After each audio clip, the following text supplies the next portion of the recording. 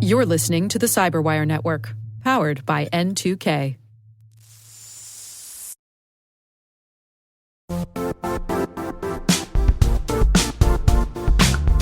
No, it's not your imagination.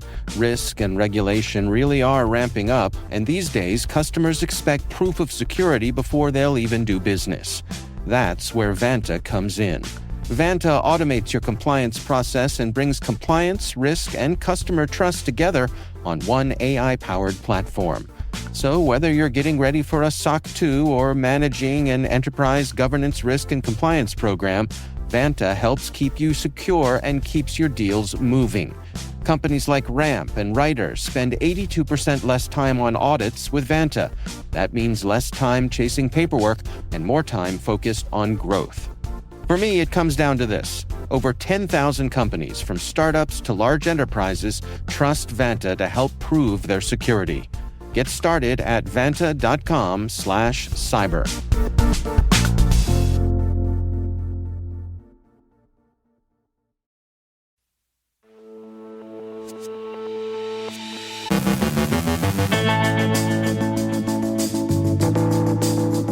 Anthropic's Mythos proves irresistible despite claimed supply chain risks.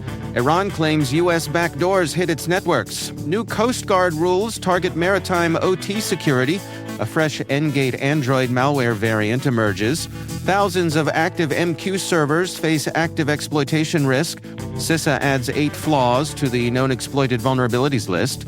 Progress patches MOVEit and LoadMaster bugs. Attackers impersonate IT staff over Microsoft Teams. A ransomware negotiator admits working with BlackCat. Our guest is Elad Koren, Vice President of Product Management for Cortex Cloud at Palo Alto Networks. He's discussing building AI natively into platforms. And Google Gemini asks, "May we see your photos, please?"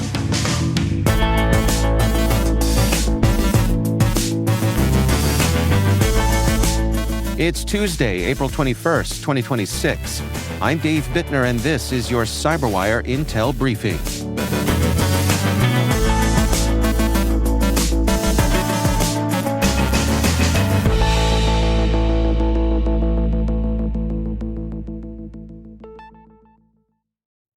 Thanks for joining us here today. It's great, as always, to have you with us.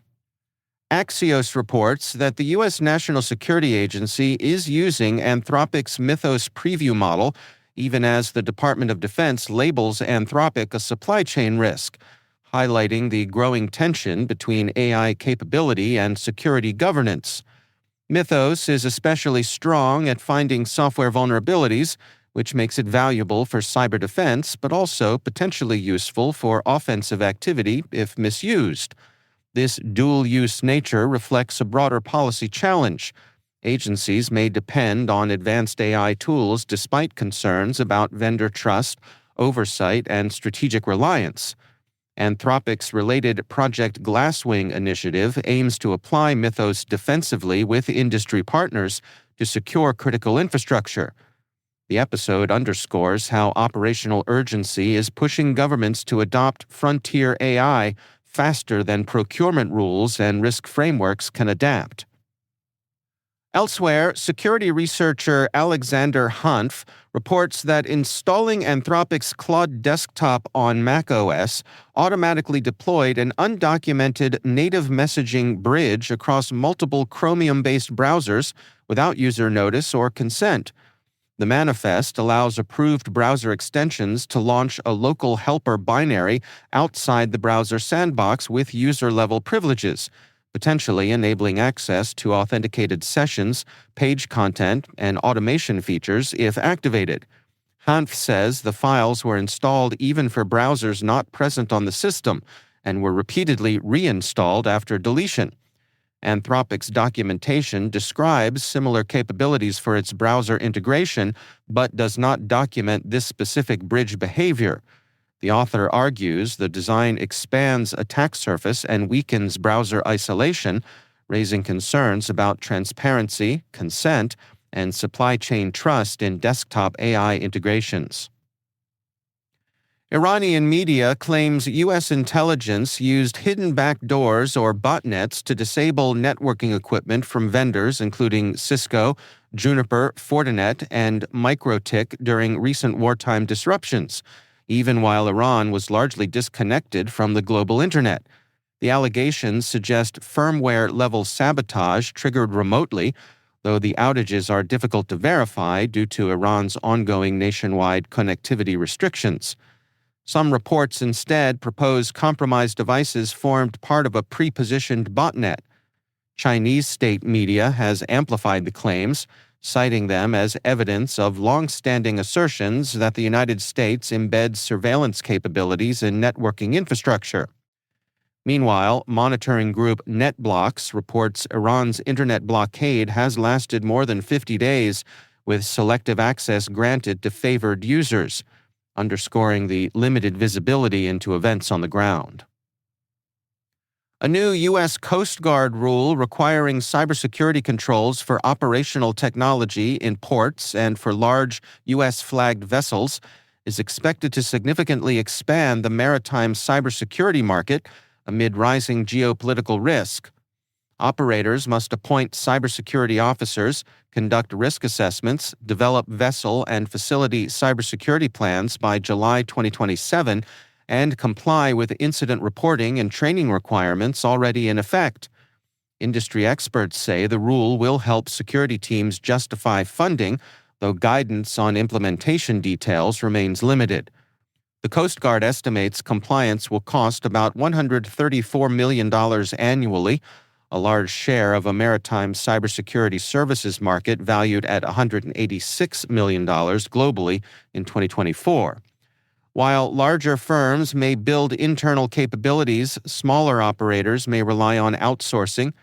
Enforcement capacity remains uncertain as the Coast Guard prepares to integrate cyber checks into existing inspections.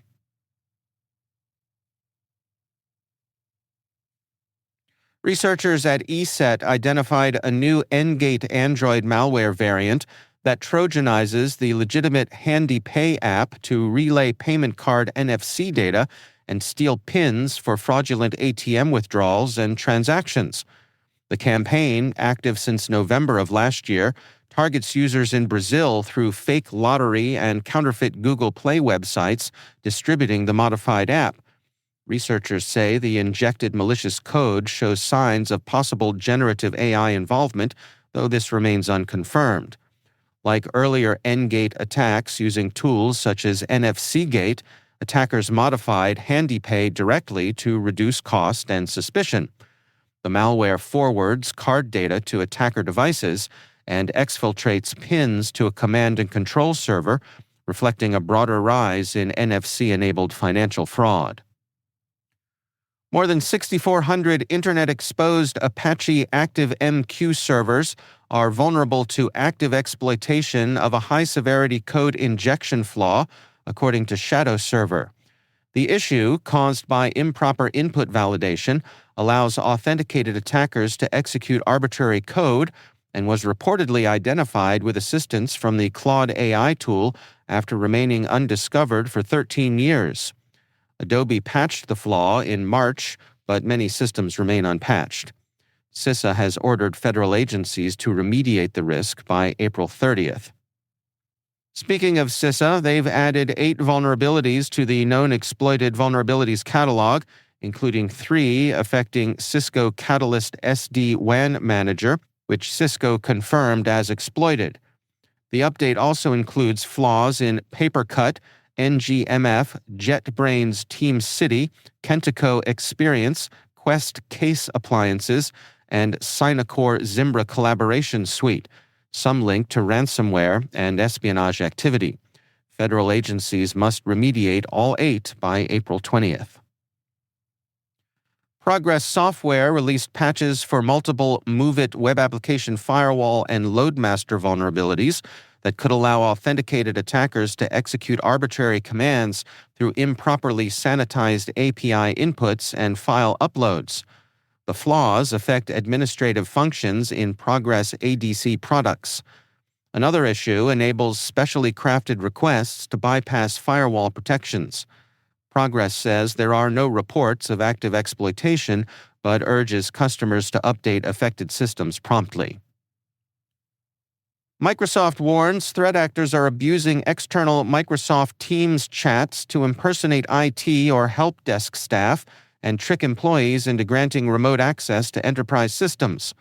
In observed campaigns, attackers initiate support sessions using tools like Quick Assist, then perform reconnaissance with Command Prompt and PowerShell, establish persistence through DLL sideloading, and move laterally using Windows Remote Management. They deploy additional remote tools and use utilities such as rclone to selectively exfiltrate sensitive data to cloud storage. Because the activity relies heavily on legitimate software and native administrative protocols, detection is difficult. Microsoft advises organizations to treat external Teams messages as untrusted and restrict remote assistance and WinRM usage to reduce risk. A Florida man and former ransomware negotiator, Angelo Martino, pleaded guilty to conspiring with BlackCat ransomware operators to target U.S. companies in 2023. Prosecutors say Martino abused his role at a cyber incident response firm to share victims' confidential negotiation strategies and insurance limits with attackers, helping increase ransom payments. He also joined accomplices Ryan Goldberg and Kevin Martin in deploying BlackCat ransomware against multiple victims, including an attack that yielded about $1.2 million in Bitcoin. Authorities have seized more than $10 million in assets linked to the scheme. Martino faces up to 20 years in prison, with sentencing scheduled for July. Officials say the case highlights insider risk within the ransomware response ecosystem.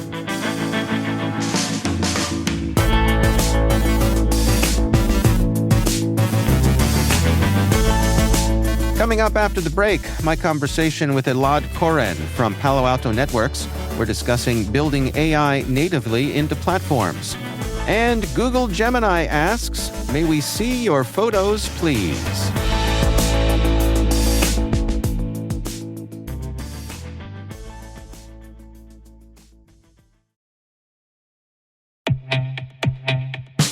Quick question. Have you watched Project Hail Mary yet? Humanity is facing an existential threat and racing to solve it with the clock ticking. For security teams, that probably hits close to home with AI use rapidly spreading. Everyone's using AI, marketing, sales, engineering. Chris the intern without security even knowing about it. That's where Nudge Security comes in.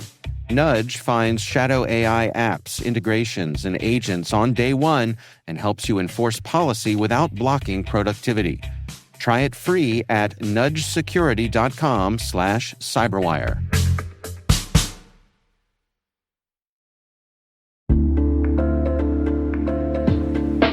Maybe that's an urgent message from your CEO, or maybe it's a deepfake trying to target your business. Doppel is the AI-native social engineering defense platform fighting back against impersonation and manipulation. As attackers use AI to make their tactics more sophisticated, Doppel uses it to fight back, from automatically dismantling cross-channel attacks to building team resilience and more. Doppel, outpacing what's next in social engineering. Learn more at doppel.com. That's DOPPEL.com.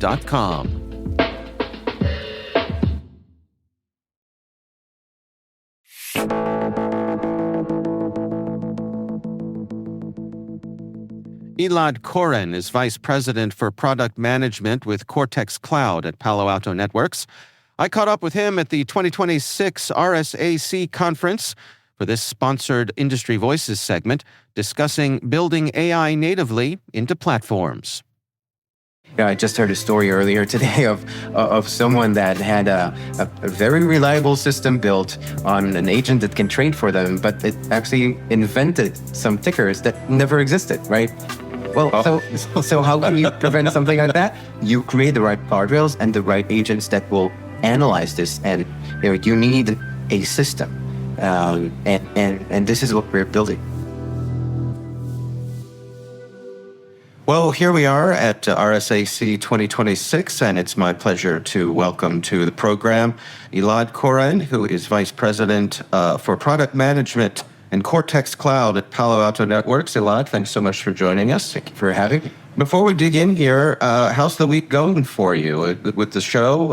I'd ask, are you keeping busy? But that's sort of a rhetorical question for anyone this week. Yeah, so many people here, so many meetings, interesting meetings with a lot of interesting people. I think all in all, this is the biggest week for the cyber industry, and definitely something we feel as well. Yeah.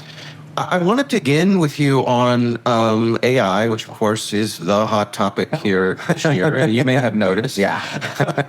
But particularly agentic AI, which is the hottest of the hot parts of the hot topic this year.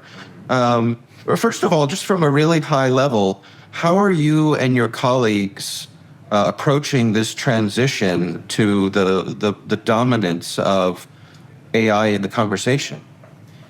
Yeah, I think one is evident. It's everywhere. It's in a conversation with customers, organizations, a lot of other vendors that are throwing this into the mix. I think what we're seeing now is a race to who can add AI to their solution the fastest way. We are the way we are thinking about it, and I think there are many approaches. Naturally, we think ours is the right one to address this. We all agree, and this is the baseline for everyone, that you cannot really fight machines with only humans. You need machines to come to the assistance of humans when fighting with machines, which are the adversaries, the sprawl of AI at the hand of those that are trying to infiltrate, breach information, etc. I think what we're seeing is that the best approach, and this is what resonates with many of the organizations we are having conversations with, is that when we built, specifically in the Cortex platform, when we built the platform itself, we thought of AI as an inherent part of the platform. It's not something bolted on. Okay. And what it helps with is, one, the access to the data. Like everything exists there. You don't need to reach out to other systems. Everything is right there and available. But also, it helps a lot with multiple agents that are trying to do different things, right? Because as humans, we are thinking about we are optimistic creatures, right? We have to. And so everyone are saying, great, when we have agentic AI, all of our problems will be solved. Well, guess what? We were adding complexity. We're not just removing the complexity. So our agents from different vendors or different tasks or jobs to be done are going to interact with each other. Are they really going to imagine a kitchen with so many cooks? What happens if somebody gets burnt? So the way we're thinking about it is, AI needs to be an integral part of the solution so that all of the agents can be an integral part of the solution, so they're orchestrated well and working well with each other. This is our philosophy going at it, and we see that it resonates. How is that playing out? I mean, it strikes me as something that could be easier said than done to place appropriate guardrails on there. I can imagine all the agents, vying to be the one, the alpha. Well, yes and no. When you design the agents in a way that, one, leans back and relies on the people or the employees, the humans that created them, and they have the right guardrails in place to make sure that they cannot do things that are more than what the human created them can do, right? So this is basic.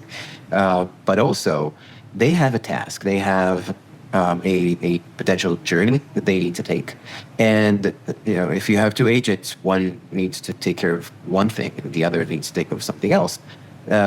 They operate as two humans. And if the system is designed to look at potential collusions or potential cases where they may contradict, you think about what should happen when such 2, 3, 4, maybe 10 agents do on the system and how they interact with data.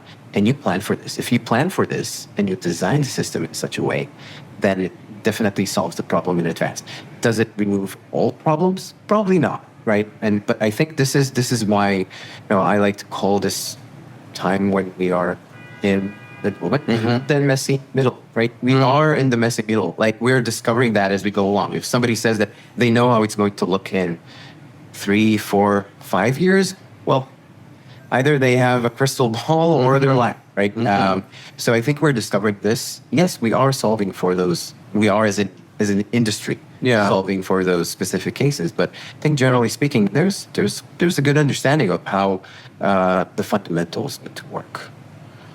So it sounds to me like you're optimistic about the direction that we're headed, and we're going to be able to strike that necessary balance. Yes. I think, and it has a few aspects to it. One, we still have a way to go as it pertains to trust, right? Just like people would go into a Waymo 10 years ago, right? Something changed. They trusted. It's the same with having autonomous systems. You cannot just jump and be an autonomous system. You have to gain this trust. You have to start with a smaller, simpler things. You then have to grow up and be more add more complex stuff. Well, 1 or 2 or 3 agents collaborate and bring to a resolution or remediation of something. Cloud, it could be SOC, whatever, right? And only then you have that trust in the system. So this is one aspect. But the other thing is the capabilities. Many of the capabilities today are not quite there. We see hallucinations. We see, I just heard a story earlier today of someone that had a very reliable system built on an agent that can trade for them, but it actually invented some tickers that never existed, right? Well, so how can you prevent something like that? You create the right guardrails and the right agents that will analyze this, and you need a system, and this is what we're building.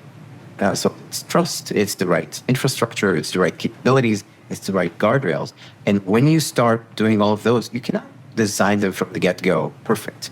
It's never the case. You have to discover the problems, solve the problems, and move on. Discover more problems, solve those problems, and move on. This is how we build complex systems, right? What's your advice to that person who says, I am nervous about this. I seize the potential problems, but at the same time, I'm afraid that if I don't jump on board, my competitors are going to outpace me.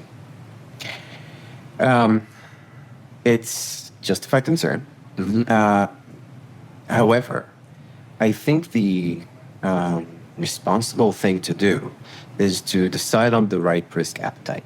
I can definitely see a future where someone, a vendor that is staying still, not really hasting to put in AI in their solutions, and wait for 6 more months. Maybe that will prove to be the right strategy. Let's take a different lens to look at that specific question. If you tried to do vibe coding a year ago with just ChatGPT or any other vendor out there, would it be successful? Probably not. Probably you'll get a lot of not that great code and probably very messy. But then you waited, and now you have so many vibe coding solutions. I don't know, if one of our viewers or listeners have tried to use one of the platforms to create an app with vibe coding about a year ago, it's very different than it is today. Yeah. So if someone waits, so vendor waits, they're concerned, great, do your due diligence, learn, experiment, explore. I always tell all of my teams, if you want to be at the cutting edge of technology, you have to experiment. We're not pushing that into production, but try. If you don't try, you don't understand the new boundaries. And boundaries have changed. So this is my advice. Try everything that you can. Experiment. Do not add it to your product just yet until you know what purpose it serves. Because if you're just adding AI for the sake of adding AI, it means nothing. The customers will call it out. But if you're adding something that has true benefit, either cutting some of the costs, bringing solutions and bringing benefit better to the customers, then you should know what it does, right? And you should do the right both education as well as learning in the process so that you can plan it properly. And I think that is the best thing organizations can do, not to jump into this just like for the sake of it. Yeah. Well, Elad, thank you so much for joining us. Elad Koren is Vice President for Product Management for Cortex Cloud at Palo Alto Networks. Thanks so much. Sure. Thank you. That's Elad Koren from Cortex Cloud at Palo Alto Networks.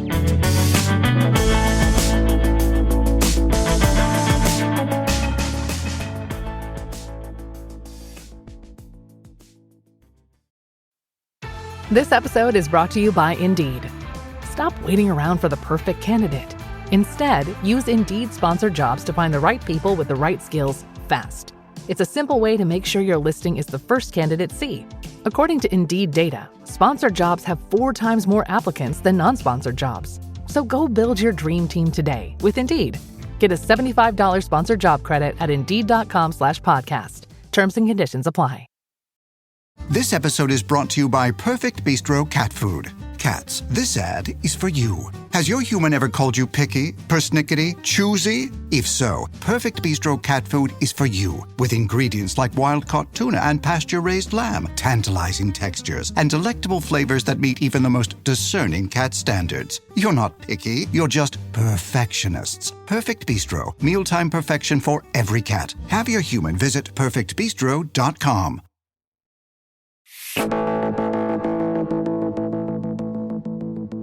Hey, ladies and gentlemen, guess what? You came on a great night. Tonight is May We See Your Photos, Please. There you go. And finally, Google's latest Google Photos update invites users to let Gemini browse their memories in the name of convenience and possibly creativity.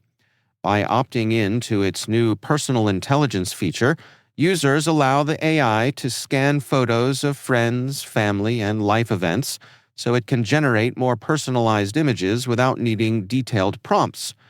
In theory, this saves time. In practice, it means your camera roll, that quiet archive of vacations, receipts, pets, and accidental screenshots, becomes part of Gemini's working knowledge.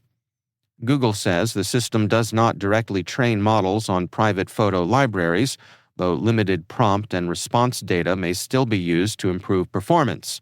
The feature is optional, adjustable, and launching first in the United States.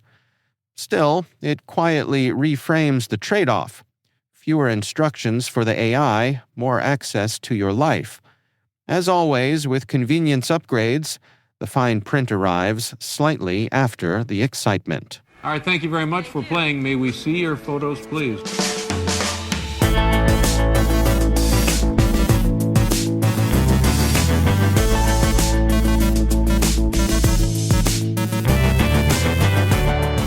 And that's the CyberWire. For links to all of today's stories, check out our daily briefing at thecyberwire.com. We'd love to know what you think of this podcast. Your feedback ensures we deliver the insights that keep you a step ahead in the rapidly changing world of cybersecurity. If you like our show, please share a rating and review in your favorite podcast app. Please also fill out the survey in the show notes or send an email to cyberwire@n2k.com. N2K's lead producer is Liz Stokes. We're mixed by Trey Hester, with original music and sound design by Elliot Peltzman. Our contributing host is Maria Vermazis. Our executive producer is Jennifer Ivan. Peter Kilpie is our publisher, and I'm Dave Bittner. Thanks for listening. We'll see you back here tomorrow.